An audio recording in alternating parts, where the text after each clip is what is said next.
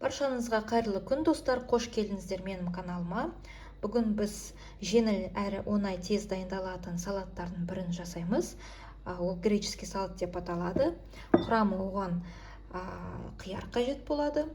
Бүкіл менде көз мөлшерде жасаймын. Болгар бұрышы, черри, фета және де оливки. Осы жолы мен пияз қосамын. Сіздер енді өздеріңіз қалауынша пиязды қоссаңыздар болады, немесе қоспасаңыздар болады. Ал ендеше бастайық. Пиязды аламыз. Менде бүгін осындай пиязды қолданамын. Кез келген пиязды алуға болады. Яғни бұл қазір біз пиязды маринадтаймыз.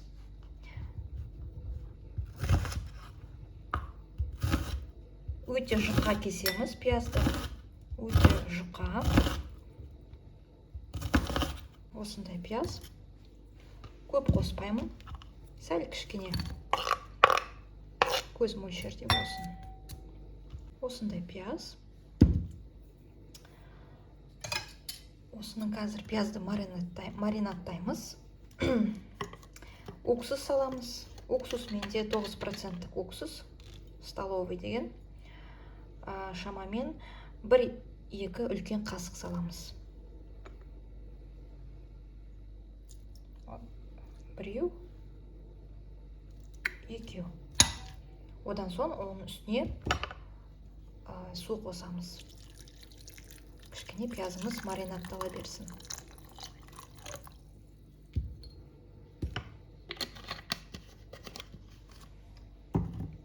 Жеке қойып қояйық.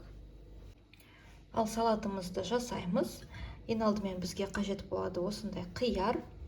Қиярды біз тураймыз, кесеміз. Қазір видеодағыдай қараңыздар, көрсетемін.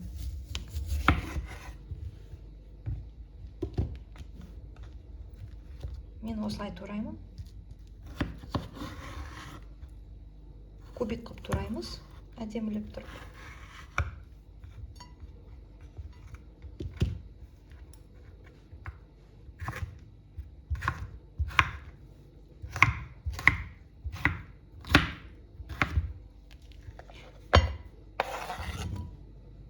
Орташа қып тураймыз. Салат өте дәмді. Жасалу жолы өте оңай. Тез жасалынады. Көз мөлшерге қарап турайым. Бүйтіп 4 бұрышты қып.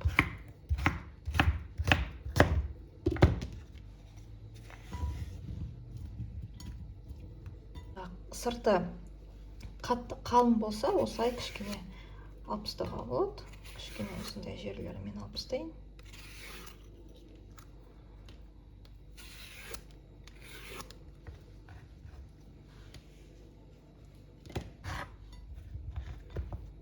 Кубик қып тураймыз бүйтіп.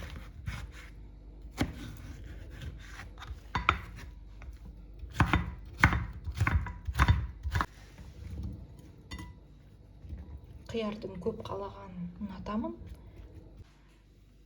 Қызанақ аламыз. Алдын ала мен бәрін жақсылап тұрып жуып қойдым. Қызанақты менде бүгін черри қолданамын. Осы екі ортасын бөліп кесеміз. Өте дәмді, пайдалы салат. Бәрін мен көз мөлшерде турап жатырмын.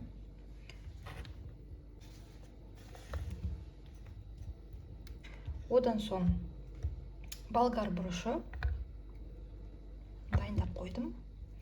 Осындайларды мен алып тастаймын.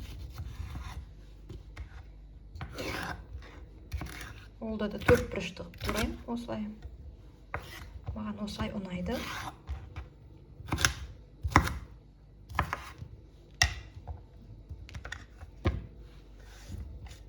Салатымызды осылай жинаймыз. Осындай сары түсті болгар бұрышын аламыз. Осындай ақ жерлерін алып тастауға болады.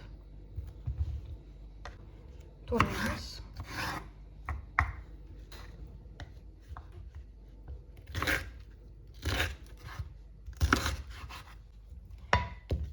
келесі міне жасыл түс менде болгар бұрыш.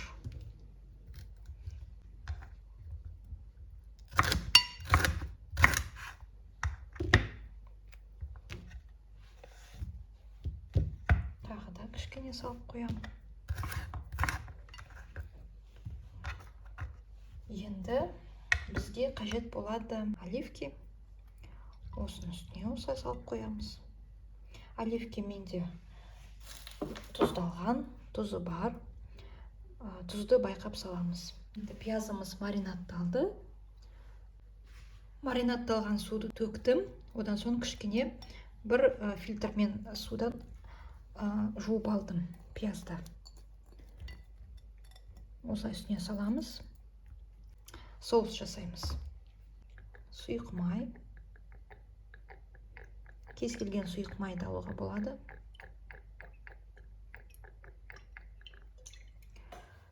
Одан соң уксус саламыз. 1 шай қасық уксус салуға болады.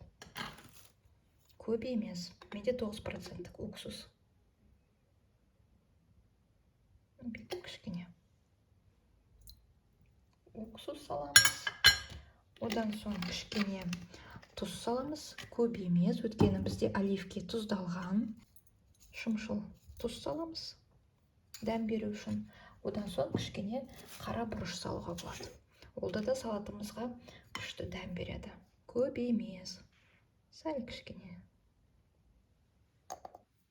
Жақсылап тұрып араластырамыз.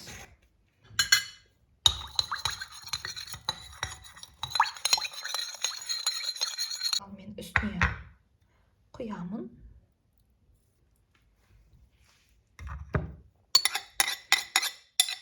Өте дәмді салат, өте керемет болып шығады. Ал енді жақсылап тұрып араластырамыз. Салатымыз осындай дайын. Өте ыстық тамақпен жақсы желінеді. Өте аппетитный. Столда да, дастарханда да өте әдемі көрінеді.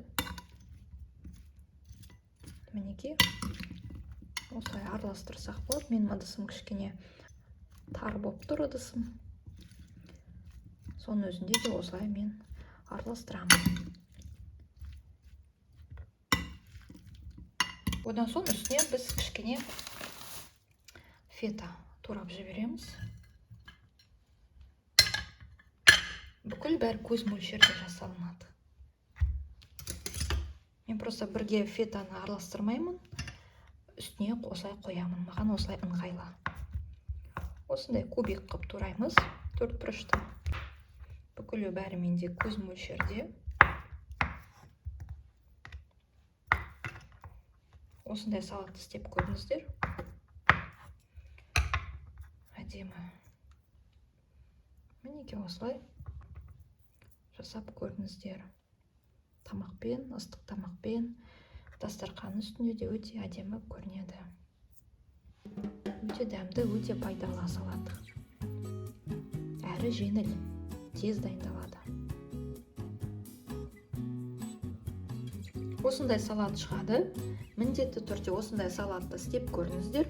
Өте дәмді, әдемі, пайдалы, ыстық тамақпен жақсы желінеді. Сіздермен болған Динара. Келесі кездескенше сау болыңыздар.